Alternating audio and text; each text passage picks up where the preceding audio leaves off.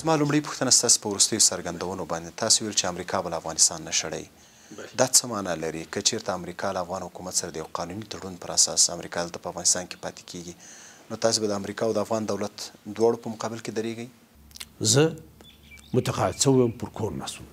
اول اختر دوه نیم کاله د مخه چې د شینواري خلک راغله اختر مبارک کړي مشران سپین ږیري ما چې ویل چې رئیس صاحب دغسې ظلم دی د داعش په نامه خلک راځي او موږ وژني موږ بې عزته کوي موږ د کورو شړي د حکومت سره خبره وکړه موږ ورواستو ما د ډاکټر اشرف غني سره خبره وکړه د نورو مشرانو سره خبره وکړه دوی ورغله ورسره ویې کتل چې ورسې اقدام وکړي یو څو ډلې دي د دې ممانعت چا ونه کوي کله چې ولس په خپله راولاړ سو د داعش په مقابل کې اقدام وکړي د ولس دفاعي لیکې امریکایانو بمباري کړي پروشکل په ژمي کې اجازه ورکړه چې دا خلک راغونډ سي ظلم وکړي بچیان حلال کړي ښځې ماشومان به را بې عزته کړي خاوره به او خلک د کلي پسې واخلي دوه نیم کاله یې ورته وکتل دوه نیم کاله بعد راغی چې موږ داعش ورکوو او پر افغانستان یې اټم بم استعمال کړو دغه بم چې استعمال سو دا اټم و د دې د اټم هېڅ فرق نشته صرف نوم یې ورکړی دی چې د بمونو مور زه به دې ته تر ټولو ستر امریکایي بم وایم تر ټولو ستر امریکایي بم چې هېڅ ځای استعمال کړی نه و په افغانستان کې هم تجربه کړي هم عادي معاون د رئیس جمهور اعلان وکړي چې کوریا چې د افغانستان څخه تجربه واخلي معنا دا مثال یې په افغانستان کې ورته کېښود نو تر دې بم وروسته ما دا فیصله وکړه چې و د امریکې حضور په افغانستان کې په دغه شکل چې دی د افغانستان په ګټه نه دی په تاوان څه کوئ څه کول غواړئ تر دې بم وروسته چې پر افغانستان استعمال کوي داعش یې هم ورک نه کوي او داعش د دوی وسیله بولم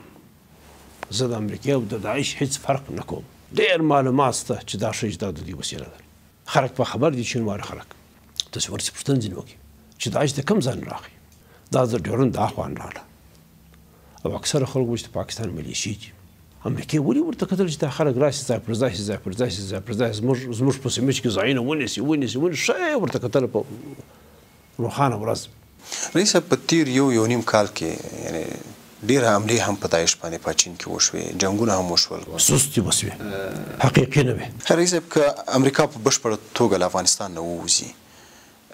تاثیرات به پر افغانستان څه وي آیا دا ویره نشته چې د امریکا په نشتون کې به دلته بیا افغانستان بیا یو کورنۍ جګړې ته پر مخ لاړ شي اوس موږ په کورنۍ جګړه کې نه یو دا لس 15 زره کسه چې په دا تېر کال کې شهیدان شوي دا کورنۍ جګړه نه امریکایان د کورنۍ جګړې معنی سو طالب څوک دی طالب افغان دی که پاکستانی دی که افغان دی خو موږ په کورنۍ جګړه کې که پاکستانی دی امریکا د پاکستان معنی ولې نسو او سوله ولې نه راوړي د سولې هڅه ولې نه کوي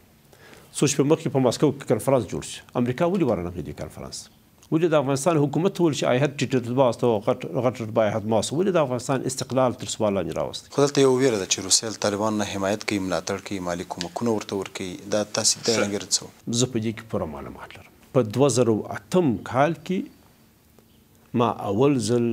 پوټین ته د شانګهای په کانفرانس کې د شانګهای په ښار کې د امریکې په خلاف شکایت وکړ ما به هر کله پوټین شکایت کوم پوټین به زما خبر ردوله تر 2012 او 13 کاله هلته چې ما بیا شکایت وکړي په قرغستان کې پوټین راته وویل چې ستا په خبرو کې یو عنصر د حقیقت شته نو دا څه پېښه شوله چې د امریکې سره متحد پوټین د امریکې سره همکار پوټین د امریکې سره همکار چین د امریکې سره همکار هیوادونه پر امریکې شکمن شوله او اوس د امریکې په مقابل کې ولاړ دي دا جواب باید امریکا ورکړي یعنې اوس طالبانو دوی حمایت کوي طالبانو سره مجلسونه کوي د طالبان سره امریکا هم مجلس کوي د طالبان سره انګریز هر ورځ ناست دی د طالبان سره ناروې هر ورځ مجلس کوي د طالبان سره جرمني مجلس کوي طالبان سره هر هیواد مجلس کوي طالبان سره روس معقول چې مجلس وکړي طالب په افغانستان کې اوس یو لوی حقیقت نیمه خاوره د دوی په خپل امریکایان اعلان کړي چې نیمه خاوره طالب په لاس کې ده کله چې نیمه خاوره د دې هیواد د قوت په لاس کې نو هیوادونه مجبور چې خبرې ورسره وکړي امریکا په خپل ورسره کوي د قطر په دفتر کې ورسره ناست دي خبرې ورسره کوي رئیس صاحب ځینې منتقدینو په تاسو باندې نیوکه کوله چې وروستۍ څرګندونې چې تاسو د امریکا په خلاف وکړې د بم نه وروسته ویل کېږي چې تاسو غواړئ چې په سیاسي اوضاع کې خپل نفوذ زیات کړئ او د دې ترڅنګ غواړئ چې د راتلونکي رهبرۍ لپاره آمادګي وکړئ څه نفوذ زیات کړم زه نه غواړم چې دوباره رئیس جمهور صاحب په افغانستان کې ما خپل دور تېر کړي زه یو ارام افغانستان غواړم زما بچی دلته ژوند کوي دا مې کور دی زه نه په واشنګټن کې کور لرم نه ځم نه په لندن کې لرم نه ځم، نه په تهران کې لرم، نه په ماسکو کې لرم، نه په ډیلي کې لرم. ولسمشر غني خپل فوق العاده استازی احمد مسعود د واک لري کړ. هغه هم توند غبرګون درلود چې که ولسمشر دا پریکړه بیرته وانه خلي افغانستان به کورنۍ جګړې ته لاړ شي. ډاکټر صاحب جنوري دا کار باید نه وای کړی. نو یو پلاداس کې چې د زورو کس په مخ کې په لوی محفل کې یو چاته د مقرریه د تحلیف پر رقم ورکوي چې دا د مقرر سو یو مردمي مشروعیت ورکوي په مقرري تحلیف ورکوي او بیا